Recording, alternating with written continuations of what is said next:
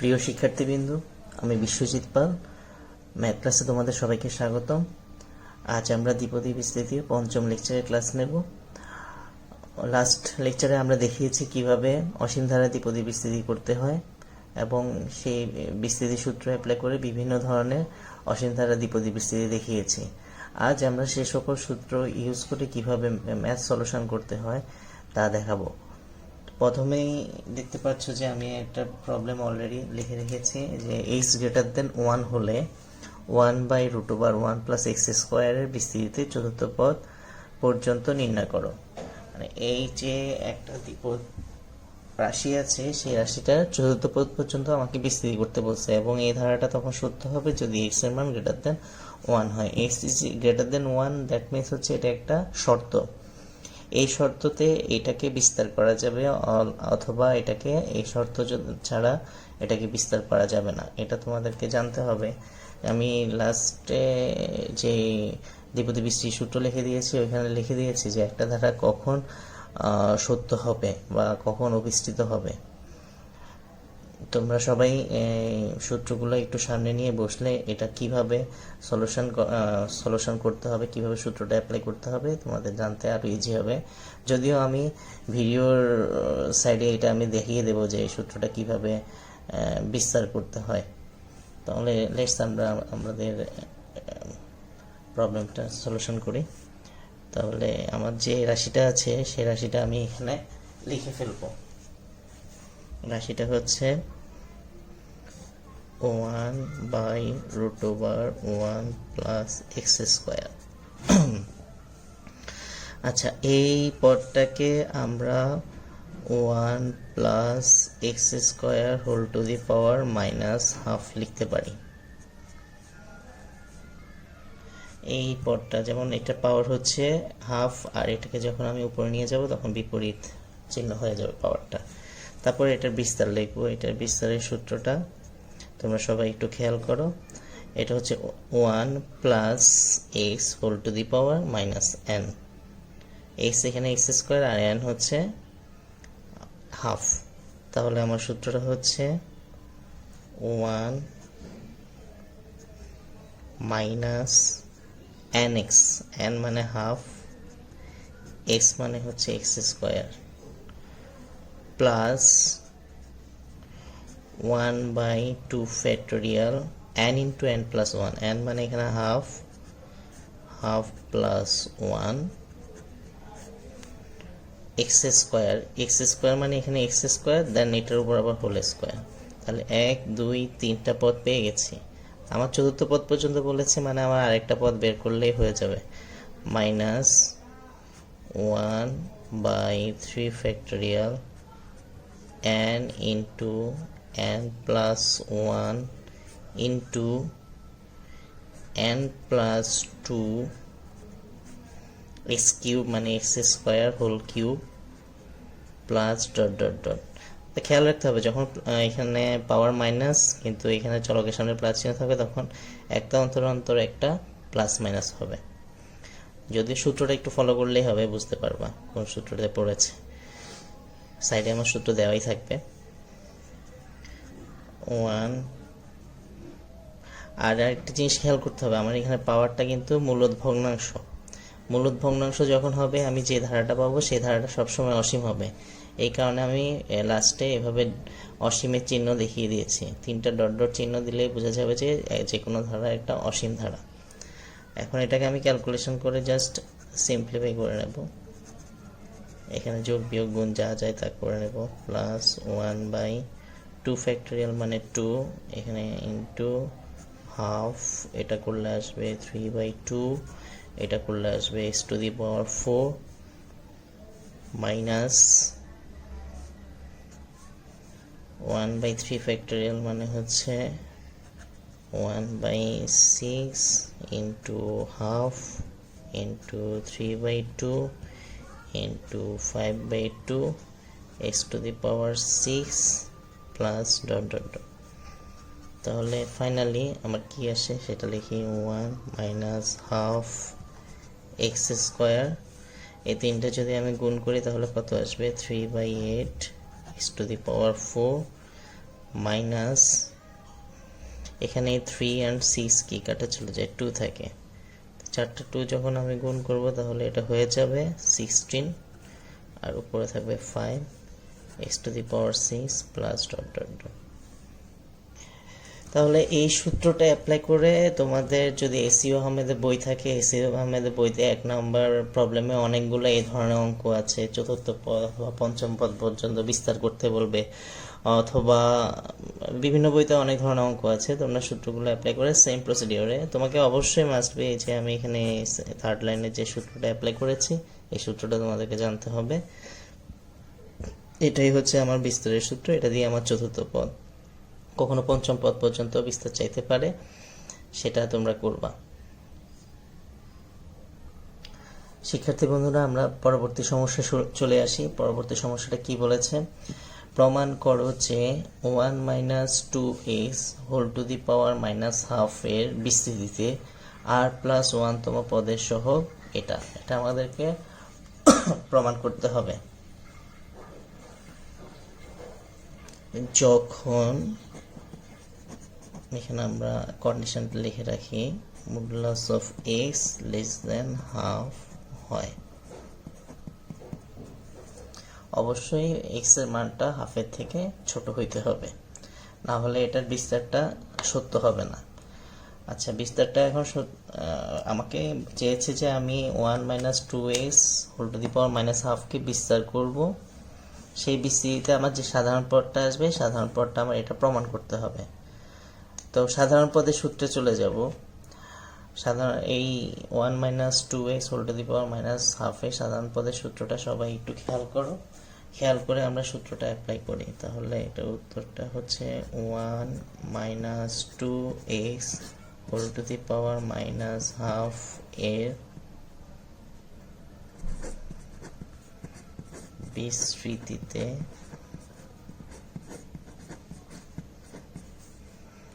r+1 তম পদ।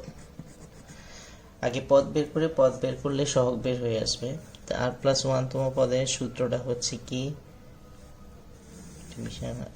n into n+1, n মানে হচ্ছে এখানে হাফ লিখব, n+1 মানে হাফ প্লাস 1, তারপর half plus 2 dot dot dot n plus r minus 1 divided by r factorial into, এখানে তো x নেই, x এর জায়গায় আছে কি 2x, তাহলে 2x whole to the power r। এটা হচ্ছে আমাদের ফর্মুলা r+1 তম পদের। এখন এই ফর্মুলাটাকে আমার ক্যালকুলেশন করে এই যে চেয়েছে এই জিনিসটা আমার প্রমাণ করতে হবে। তো এই জিনিসটা প্রমাণ করার জন্য আমি আগে এটাকে ক্যালকুলেশন করে নিই। এখানে কি আছে এগুলো আমরা লিখে নিই। এখানে হাফ আছে, এখানে এটা যোগ করলে হবে কত, এটা যোগ করলে আসবে 3/2, এটা যোগ করলে আসবে 5/2 ডট ডট ডট, এটা করলে আসবে 2r-1/2, নিচে r factorial 2 to the power r x two the power r। তো শিক্ষার্থী বন্ধুরা, আমি যখন প্রমাণটা পড়িয়েছিলাম যে আমি বলছি এখানে যখন r ফ্যাক্টোরিয়াল তাহলে এখানে আমার r সংখ্যক উৎপাদক থাকবে, মানে এখানে হাফ থেকে 2r-1/2 পর্যন্ত r সংখ্যক উৎপাদক গুণ আকারে আছে। এখন আমরা একটা জিনিস খেয়াল করি, প্রত্যেকটা সংখ্যার সাথেই দেখো হাফ গুণ আছে, যেমন এখানে হাফ, এখানে 3 এর সাথে হাফ গুণ আছে, এখানে 5 এর সাথে হাফ গুণ আছে, এভাবে যেতে যেতে যেতে এখানে টয়েস আর -1 এটার সাথেও হাফ গুণ আছে। তাহলে এখানে কত সংখ্যক হাফ আছে, r সংখ্যক হাফ আছে। এই r সংখ্যক হাফকে যখন আমি গুণ করব তখন ওই r সংখ্যক হাফের গুণফল হবে half to the power r, মানে r সংখ্যক হাফ আমি গুণ করে ফেললাম। যখন এখান থেকে হাফটা গুণে এখানে চলে গেল তাহলে এখানে আর আমার থাকবে কি 1, এখান থেকে যখন হাফটা গুণ আকারে এখানে চলে গেল এখানে আমার থাকবে কি 3, তারপর এখানে থাকবে কত 5 dot dot dot toys r-1। তাহলে এখান থেকে এই লাইনে আসার সময় আমি কি করেছি, তাদের প্রত্যেকের সাথে যে হাফগুলো ছিল ওগুলো আগে গুণ করে ফেলেছি। এর আগে তোমাদেরকে জানতে হবে যে এখানে কত সংখ্যক হাফ আছে। অবশ্যই এখানে যেহেতু আর ফ্যাক্টরিয়াল, এখানে আর সংখ্যক উৎপাদক, তাহলে আর সংখ্যক হাফ গুণ আকারে আছে। আর সংখ্যক হাফ গুণ আকারে থাকলে তার গুণফল হবে হাফ টু দি পাওয়ার আর। আর নিচে যে আর ফ্যাক্টরিয়ালের জায়গায় আর ফ্যাক্টরিয়াল থাকবে, এখানে two to the power r x to the power r. এই হলো আমাদের এতটুকু আসার পর এখন খেয়াল করি যে শিক্ষার্থী বন্ধুরা একটু খেয়াল করো যে এখানে আমাদের উপরে দেখা যাচ্ছে 1 3 5 dot dot dot twice r minus 1, মানে আর সংখ্যক বিজোড় সংখ্যা সবগুলো গুণ আকারে আছে। সবগুলোই দেখা যাচ্ছে বিজোড় সংখ্যা। 5 এর পর 7 হওয়ার কথা, মানে ডট ডট দেওয়া, মানে এটা মানছেই আমার 7টা পড়ে গিয়েছে। তাহলে আমি এই 1 to the half to the power r, এই হাফ টু দি পাওয়ার আর কি লিখতে পারি? 1 এর উপর পাওয়ার যদি আর হয় এটার ভ্যালু সবসময় 1। আর 2 টু দি পাওয়ার আর, এটাকে আমি নিচে পাঠিয়ে দিই, নিচে পাঠিয়ে দিলাম। এখানে যে আর ফ্যাক্টরিয়াল ছিল সেটা লিখলাম 1 3 5 ডট ডট ডট, মানে 1 লিখলাম। 1 এর সাথে আমি একটা 2 গুণ করে দিলাম। 2 কিন্তু আমার এখানে নাই, আমি বাড়তি একটা 2 গুণ করছি। একই রকমভাবে 3, এখানে 4 লিখলাম, 5, এখানে 6 লিখলাম, dot dot dot twice r minus 1 into twice r, 2 to the power r x to the power r. এখন শিক্ষার্থী বন্ধুরা আমরা খেয়াল করি পূর্ববর্তী লাইনের সাথে পরবর্তী লাইনের আমার সব কি ঠিক আছে কিনা আমি সেটা দেখবো ক্যালকুলেশন করে। যেমন আমি half to the power r কে 1/2 টু দি পাওয়ার আর লিখতে পারি, গুড লিখতে পারি। এখানে সব বিজোড় সংখ্যা গুণ আকারে আছে, কিন্তু এখানে আমার দেখা যাচ্ছে যে বিজোড়ের সাথে জোড়ও গুণ করছি।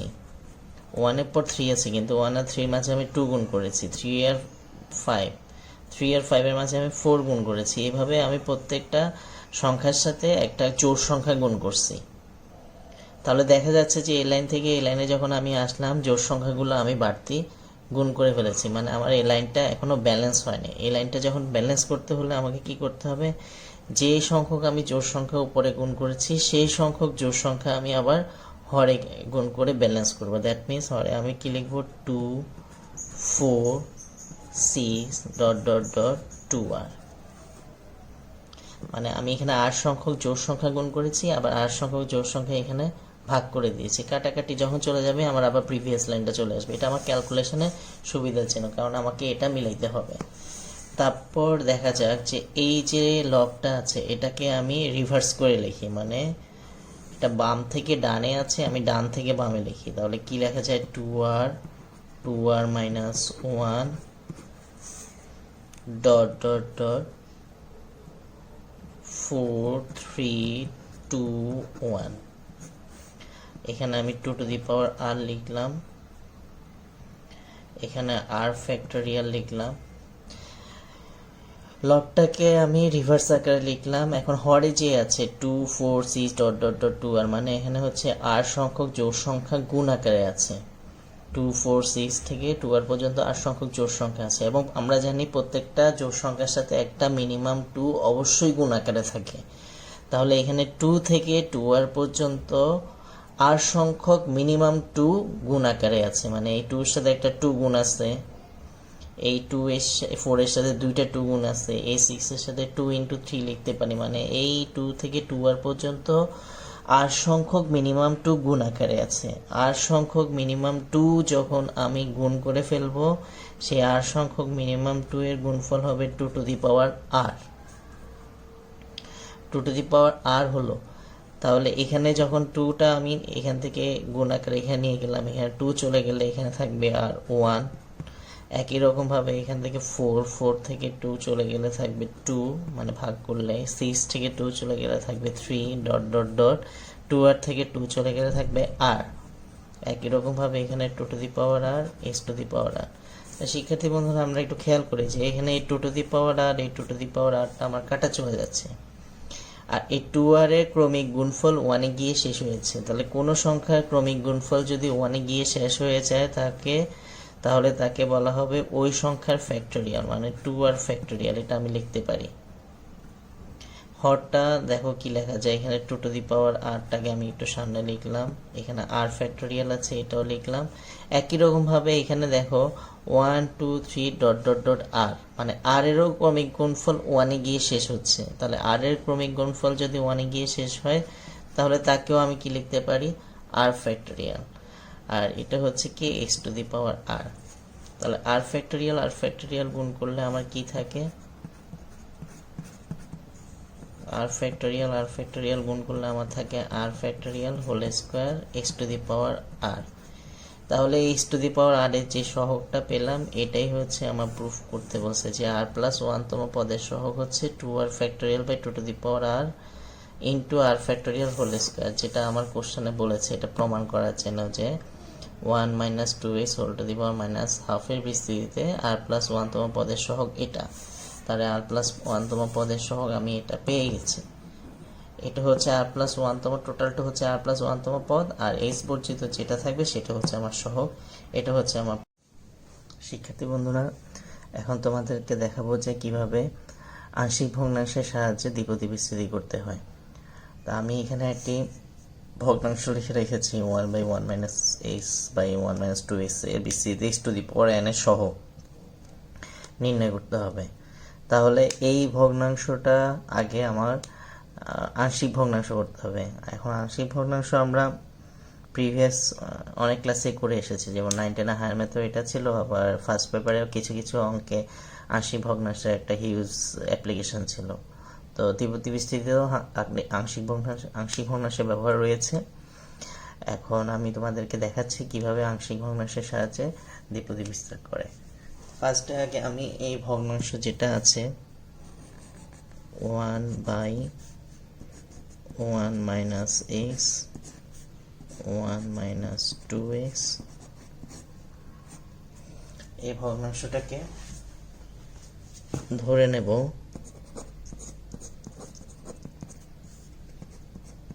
যে এই ভগ্নাংশটা a by 1 minus x plus b by 1 minus 2x এই ভগ্নাংশের সমান। এখন এখানে আমি a এবং b এর মান আমি জানি না, a এবং b এর মান যদি আমি বের করতে পারি তাহলে আমার ওই দুইটা ভগ্নাংশকে এই প্রথম ভগ্নাংশের আংশিক ভগ্নাংশ বলা হবে। এখন a এবং b এর মান বের করার জন্য এখন চিন্তা করতে হবে, সেকেন্ড লাইন হচ্ছে যে বাম পাশে আমার যে হরটা আছে সেই হর দিয়ে উভয় পক্ষকে গুণ করব। উভয় পক্ষকে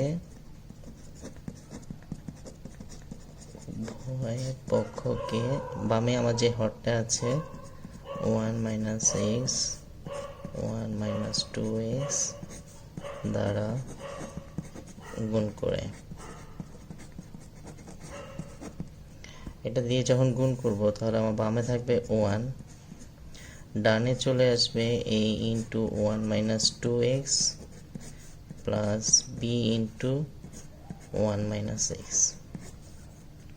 এটা হচ্ছে 2 নম্বর সমীকরণ। এখন আমি খেয়াল করব যে এই সমীকরণে যখন আমি এর মান বের করব তখন আমি তার হরটা চিন্তা করব। তার হর আছে 1 মাইনাস এক্স। 1 মাইনাস এক্স এর মধ্যে এক্স এর কোন মানের জন্য এই টোটাল উৎপাদকটার মান 0 হয় সেটা আমরা চিন্তা করব। তা আমার মনে হচ্ছে যে এক্স এর মান 1 বসালে এটা উৎপাদকটা 0 আসে। তাহলে আমি x is equal to 1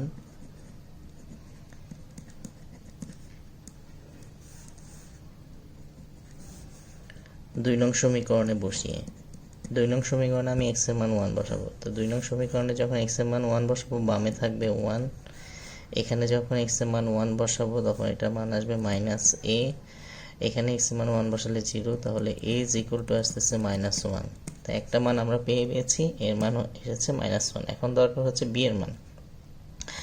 b এর মানের জন্য আমি আবার b এর হরে চলে যাব যে 1 মাইনাস 2x, এখানে চিন্তা করব যে x এর কোন মানের জন্য এই উৎপাদকটা মান 0 আসে। তা আমি যদি চিন্তা করি যে x এর মান যদি আমি হাফ বসাই তাহলে এটার মান 0 আসে, তাহলে তখন লিখব যে x is equal to half 2 নং সমীকরণে বসিয়ে। তো 2 নং সমীকরণে বামে আছে 1, এখানে হাফ বসালে এটা 0, আর এখানে যদি আমি হাফ বসাই এটা আসবে হাফ b, তাহলে b ইজ ইকুয়াল টু আসতেছে আমার 2। এখন a আর b এর মানটা আমি 1 নং সমীকরণে বসিয়ে দেবো। তাহলে 1 নং সমীকরণে আবার চলে যাই। 1 নং সমীকরণে চলে গেলে যেটা আছে 1/1 minus x into 1 minus 2x, এখানে আমি এখন এর মানটা বসিয়ে দেব। এর মান হচ্ছে -1/1 মাইনাস এক্স, বি এর মানটাও বসিয়ে দেব 2/1 মাইনাস 2x। বসানোর পর আমি এটাকে এখন এবার এই 2 প্লাসটাকে আমি আগে লিখছি 2/1 minus 2x minus 1/1 minus x. এখন হরটাকে আমি উপরে যদি উঠিয়ে দিতে চাই তাহলে কি হবে 1 minus 2x whole to the power minus 1 আসবে। একই রকমভাবে এটাকে যদি উপরে উঠিয়ে দিতে চাই আসবে কি 1 minus x whole to the power minus 1। তাহলে এটা আমার একটা ফর্মুলাতে যায়, সে ফর্মুলাটা অ্যাপ্লাই করব। উপরে আমি ফর্মুলাটা দিয়ে দিচ্ছি 1 minus 2x whole to the power minus n 1, এটার ফর্মুলাটা লিখব। এটা ফর্মুলাটা হচ্ছে 1 plus 2x plus 2x whole square plus dot dot dot 2x whole to the power n plus dot dot dot, কারণ ধারাটা অসীম হবে, কারণ এটার ঘাতটা হচ্ছে ঋণাত্মক পূর্ণ সংখ্যা, তাহলে অবশ্যই ধারাটা অসীম হবে। এবং আমার চেয়েছে x two the power n এর সহগ, এই কারণে আমি এখানে x two the power n পর্যন্ত নিয়েছি। যখন যে পদটা চাবে সেই পদ পর্যন্ত আমরা এটাকে বিস্তার করব। মাইনাস একই রকমভাবে এটার ফর্মুলাটাও লিখব 1 plus x plus x square plus dot dot dot x to the power n plus dot dot dot. তোমরা খেয়াল করবো আমার ফর্মুলাটা কিন্তু হচ্ছে 1 minus x whole to the power minus 1। এখন এক্স এর জায়গায় যদি 2x থাকে ওই এক্স এর জায়গায় 2xই বসবে, যেখানে যেখানে এক্স সেখানে সেখানে এক্স এর জায়গায় 2x বসবে। এখন আমার চেয়েছে কি x to the power n এর সহগ, তাহলে সুতরাং x to the power n এর সহগ, তাহলে total x to the power n এর সহগ কত আসে? এখানে আমরা যদি খেয়াল করি এখানে x to the power n এর সহগ আসতেছে 2 টু দি পাওয়ার n, তার সাথে আবার 2 গুণ আছে, তাহলে এখানে আসতেছে 2 into 2 to the power n। আবার এখানে x to the power n আছে এবং তার সহগ হচ্ছে 1, আবার তার সামনে আবার মাইনাস চিহ্ন, প্লাসে মাইনাসে, তাহলে কত আসতেছে মাইনাস। তাহলে total x to the power n এর সহগ আসতেছে 2 to the power n plus 1 minus 1।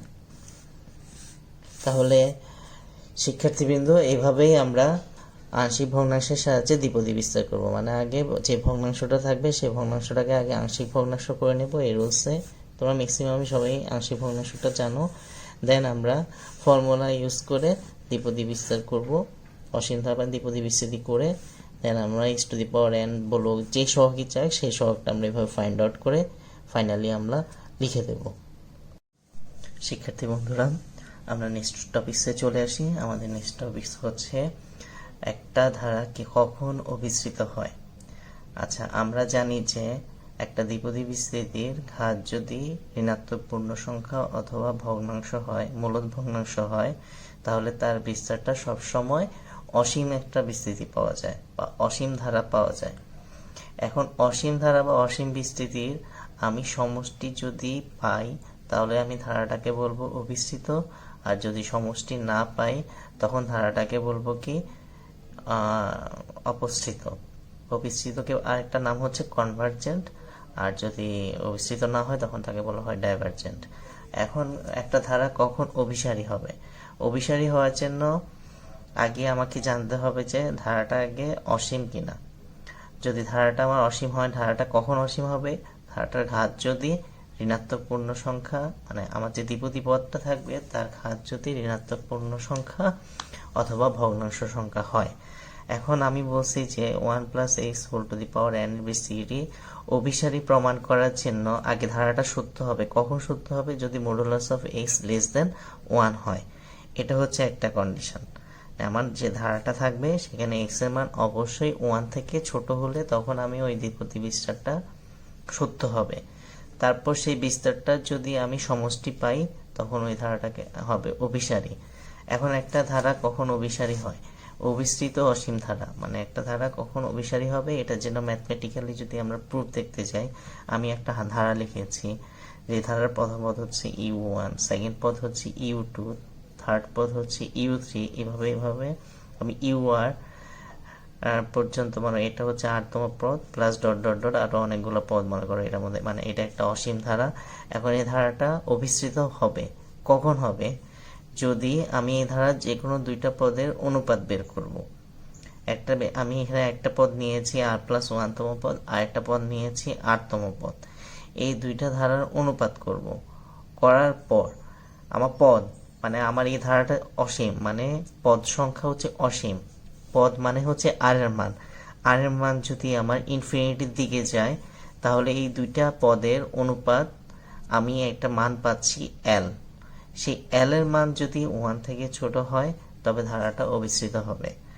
এটা হচ্ছে আমার যে কখন ধারাটা অবিচ্ছিন্ন হবে, কারণ আমি এত বড় ধারা সমষ্টি পাওয়া যাবে নাকি যাবে না আমি ধারা দেখে কখনো বুঝতে পারবো না। এখন আমাকে কিভাবে বুঝতে হবে যে ধারাটা অবিচ্ছিন্ন হচ্ছে, সেটার জন্য আমি যে কোনো দুইটা পদ নেব, সেই দুইটা পদের অনুপাত বের করে দেখব যে অনুপাতটা আসবে সেই অনুপাতটা মান 1 থেকে ছোট হয় কিনা। অবশ্যই আমার এখানে যেহেতু ধারাটা কার উপর ডিপেন্ড করতেছে, পদ সংখ্যার উপর, পদ সংখ্যা মানে আর এর মানটা অবশ্যই কি হতে হবে, অসীম হতে হবে। তাহলে আমরা এই টপিক থেকে কনক্লুশনে আসতে পারি কি, একটা ধারা কখন অবিস্তৃত হবে, দুইটা কন্ডিশন হইতে পারে। একটা কন্ডিশন হচ্ছে যে আমার এক্স এর মানটা অবশ্যই 1 থেকে ছোট হবে, মানে মডুলাস অফ এক্স এর মান 1 থেকে ছোট হবে, মানে এক্স এর মান -1 থেকে 1 এর মধ্যে থাকতে হবে। আর ধারা থেকে আমি যদি বুঝতে চাই, কিভাবে বুঝবো, ধারা থেকে আমি যে কোনো দুইটা পদ নেব, সেই দুইটা পদের অনুপাত বের করে দেখব সেই অনুপাতের মান আমার 1 থেকে ছোট আসে কিনা।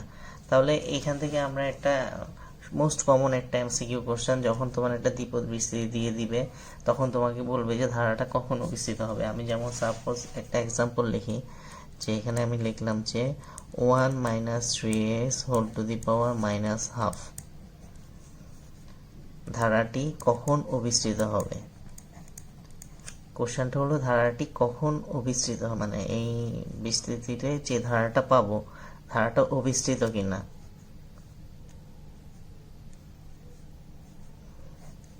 আমি আবার লিখছি, এত এর বিস্তৃতিতে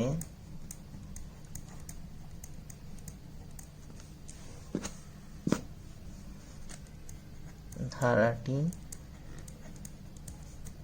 অভিসৃত হবে।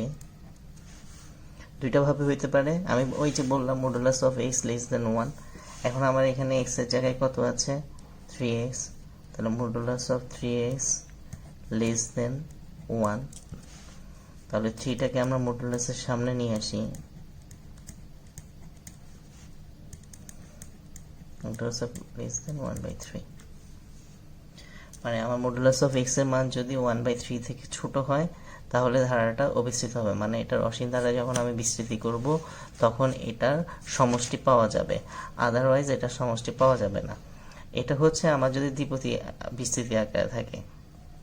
আর যদি আমাকে একটা ধারা দিয়ে দেয় তাহলে ওই ধারা থেকে কেমনে বুঝবো যে এটা অবিস্তৃত কিনা, সেটা দেখার জন্য আমি এখানে একটা কোশ্চেন অলরেডি তৈরি করে রেখেছি, যে লিখলাম যে যদি modulus of x less than 1 হয় তবে প্রমাণ করো যে নিচের অসীম ধারাটি অবিস্তৃত। এই একটা বিশাল একটা আমি ধারা লিখলাম, ধারাতে অলরেডি কয়টা পদ আছে, 1 2 3 4 5টা পদ আমি লিখে দিয়েছি, প্লাস ডট ডট ডট, মানে একটা অসীম ধারা লিখে দিয়েছি। এখন এই ধারাটা দেখে আমি কিভাবে বুঝবো যে এটা অবিস্তৃত নাকি অপস্থিত।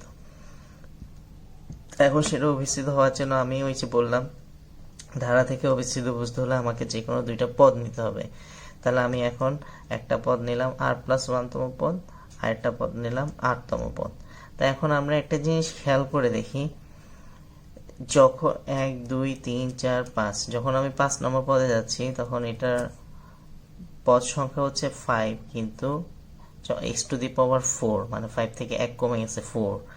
এখানে উৎপাদক সংখ্যা 4টা, মানে 4টাই বিজোড় সংখ্যার গুণফল, 2⁴ 4 ফ্যাক্টোরিয়াল। একই রকম ভাবে এটা হচ্ছে আমার 4 নম্বর পদ, 4 নম্বর পদ x³ 4, এখানে আসতেছে 3, 3টা উৎপাদক 2³ 3 ফ্যাক্টোরিয়াল, 3টা বিজোড় সংখ্যার গুণফল, আর নিচে 2 কিউব 3 ফ্যাক্টোরিয়াল। তাহলে এটা থেকে আমি অ্যাজাম্পশন করতে পারি যদি আমি r+1 তম পদ নিই তাহলে 1 কমে যাবে, তাহলে কত হয় r, তাহলে x⁴ ডিভাইড, যখন এখানে 4 হচ্ছে 2⁴, যদি এখানে x⁴ হয় এটা 2⁴, এখানে যখন x⁴ হচ্ছে এটা 4 ফ্যাক্টোরিয়াল, তাহলে এটা r ফ্যাক্টোরিয়াল। আর এখানে 4টা উৎপাদকের বিজোড় সংখ্যার গুণফল, এখানে 3টা বিজোড় সংখ্যার গুণফল, তাহলে এখানে কত সংখ্যক বিজোড় সংখ্যার গুণফল হবে, r সংখ্যক বিজোড় সংখ্যার গুণফল হবে। তাহলে 1 3 5 r-1। তারপর r+1 এ এবার বের করবো আমি কি 8তম পদ। এটা খুবই ইজি, জাস্ট r এর জায়গায় r-1 বসে দিলেই হবে, মানে একটা কমে যাবে। তাহলে এখানে আমি r এর জায়গায় r-1 বসালে 1 3 5 twice r-3, আর এখানে 2⁴ r এর জায়গায় r-1, এখানে r এর জায়গায় r-1 ফ্যাক্টোরিয়াল x⁴r-1। এবার এটা বসানোর পর এবার এই দুইটা রাশি পদের আমরা কি করব, অনুপাত বের করব, মানে ভাগ করব। এটাকে এটা দিয়ে ভাগ করলে এটা ভাগ, এটা ভাগ মানে গুণ দিয়ে আমি উপরে হরকে লব করলাম, লবকে হর করলাম, দেন কাটাকাটি করব, মানে যোগ বিয়োগ গুণ ভাগ করব।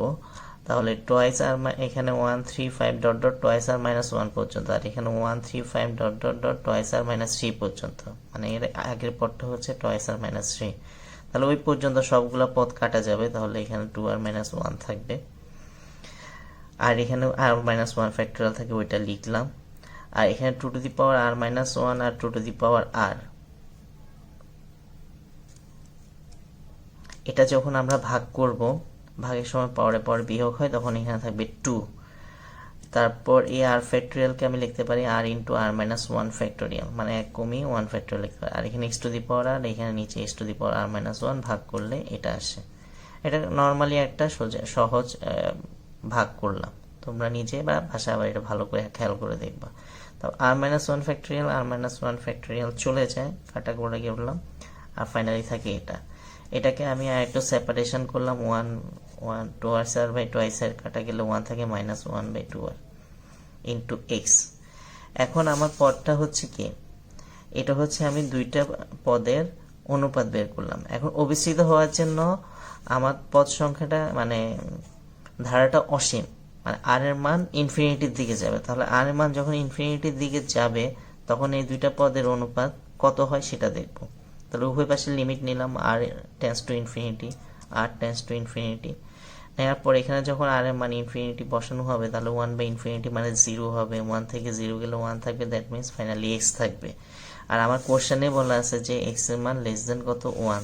তাহলে এখানে x পেয়েছি, দুইটার পদের অনুপাত আমি পেয়েছি। অসীম ধারায় যখন আমি এটাকে লিমিট বের করলাম r এর মান অসীম ধরে, তখন এই দুইটা রাশির অনুপাত আমি কত পদের অনুপাত পেয়েছি, x।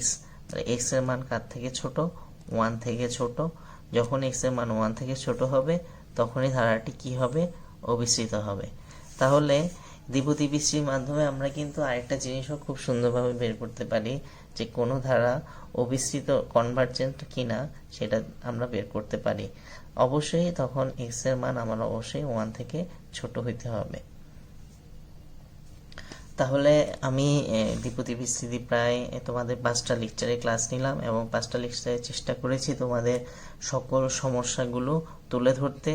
এরপরও কিছু সমস্যা যদি থেকে থাকে তোমরা অবশ্যই কমেন্ট বক্সে কমেন্ট করবা, আমি চেষ্টা করব তোমাদের সকল সমস্যাগুলো সমাধান করতে।